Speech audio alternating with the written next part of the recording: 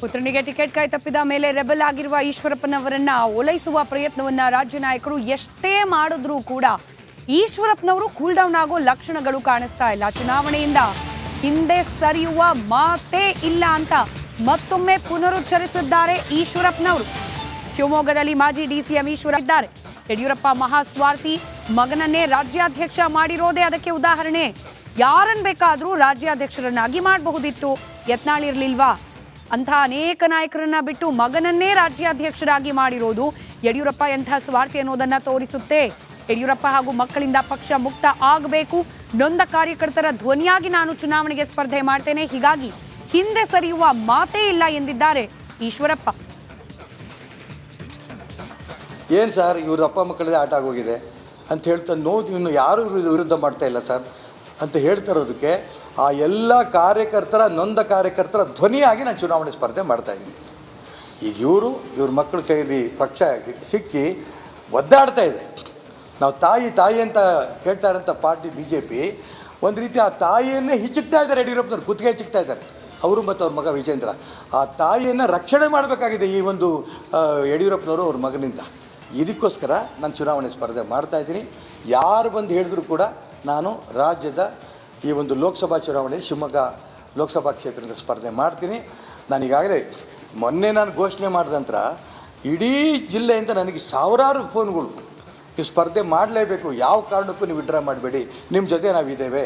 ಅದರಲ್ಲಿ ಲಿಂಗಾಯತರು ಇದ್ದಾರೆ, ಈಡಿಗರು ಇದ್ದಾರೆ, ಕುರುಬರು ಇದ್ದಾರೆ, ದಲಿತರು ಇದ್ದಾರೆ, ಪರಿಶಿಷ್ಟ ಜಾತಿ ಪರಿಶಿಷ್ಟ ವರ್ಗ ಎಲ್ಲರೂ ಇದ್ದಾರೆ. ಯಾಕೆ ಹೇಳ್ತಾ ಇದ್ದಾರೆ? ಅವರೆಲ್ಲರಿಗೂ ಕೂಡ ಭಾರತೀಯ ಜನತಾ ಪಾರ್ಟಿ ಬೆಳಿಬೇಕು, ಅವರೆಲ್ಲರಿಗೂ ಕೂಡ ನರೇಂದ್ರ ಮೋದಿ ಪ್ರಧಾನಮಂತ್ರಿ ಆಗಬೇಕು, ಯಡಿಯೂರಪ್ಪನವರು ಅವ್ರ ಮಕ್ಕಳಿಂದ ಈ ಪಕ್ಷ ಮುಕ್ತವಾಗಿ ಬರಬೇಕು, ಇದು ಅವರೆಲ್ಲರದ್ದು ಆಸೆ ಇರೋದ್ರಿಂದ ನಾನು ಈ ಚುನಾವಣೆ ಸ್ಪರ್ಧೆ ಮಾಡ್ತಾಯಿದ್ದೀನಿ.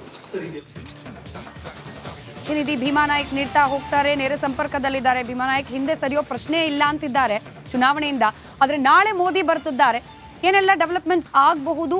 ಹಾಗೆ ಈಶ್ವರಪ್ಪನವರ ಮಾತುಗಳು ಮತ್ತಷ್ಟು ಪ್ರಖರವಾಗ್ತಾ ಇರೋದ್ರಿಂದ ಡೆವಲಪ್ಮೆಂಟ್ಸ್ ಮತ್ತಷ್ಟು ಹೆಚ್ಚಾಗುತ್ತಾ ಅನ್ನೋ ಸಹಜ ಕುತೂಹಲ.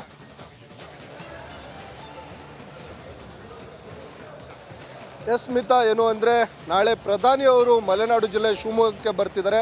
ಅದರ ನಡುವೆ ಈಶ್ವರಪ್ಪನವರು BJP ಹಾಗೂ ಯಡಿಯೂರಪ್ಪನವರ ವಿರುದ್ಧ ಕೆಂಡಾಮೆಂಡಲವಾಗಿರುವಂಥದ್ದು, ಏನೋ ಮಗನಿಗೆ ಟಿಕೆಟ್ ಸಿಕ್ಕಿಲ್ಲ ಅನ್ನುವಂಥ ಇದ್ರ ಮೇಲೆ ಅಂತ ಆಧಾರದ ಮೇಲೆ ಸಾಕಷ್ಟು ಅಸಮಾಧಾನವನ್ನುಗೊಂಡಿರುವಂಥದ್ದು. ಹಾಗಾಗಿ ಪಕ್ಷದ ವರಿಷ್ಠರು ಈಗಾಗಲೇ ಸಾಕಷ್ಟು ಚರ್ಚೆಯನ್ನು ನಡೆಸಿದ್ದಾರೆ, ಅವರನ್ನು ಮನವೊಲಿಸುವ ಪ್ರಯತ್ನವನ್ನು ಮಾಡ್ತಾರೆ. ಆದರೆ ಇವ್ಯಾವುದೂ ಸಹ ಯಶಸ್ವಿ ಆಗಿಲ್ಲ. ಬೆಳಗ್ಗೆನೇ ಸಹ ಏನು ಆರೋಗ್ಯ ಜ್ಞಾನೇಂದ್ರ ಆಗಿರ್ಬೋದು, DS ಅರುಣ್ ಆಗಿರ್ಬೋದು, ಹಾಗೆ ರವಿಕುಮಾರ್ ಅವರು ಮನೆಗೆ ಭೇಟಿಯನ್ನು ನೀಡಿ ಮನವೊಲಿಸುವ ಪ್ರಯತ್ನವನ್ನು ಮಾಡಿದರು.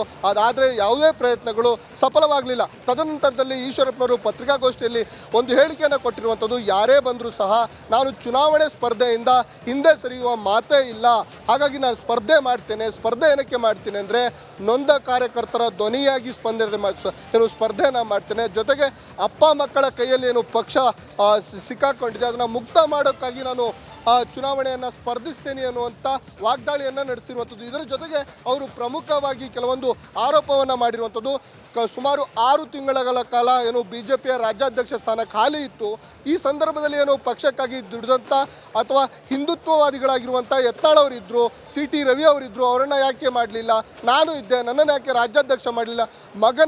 ಮಗನನ್ನು ಬೆಳೆಸಲಿಕ್ಕಾಗಿ ಸ್ವಾರ್ಥ ರಾಜಕಾರಣವನ್ನು ಯಡಿಯೂರಪ್ಪನವರು ಮಾಡ್ತಿದ್ದಾರೆ ಎನ್ನುವಂಥ ಆರೋಪವನ್ನು ಈಗಾಗಲೇ ಈಶ್ವರಪ್ಪನವರು ಮಾಡಿರುವಂಥದ್ದು. ಸ್ಮಿತಾ, ಧನ್ಯವಾದ ಭೀಮಾ ನಾಯ್ಕ್ ಮಾಹಿತಿಗಾಗಿ.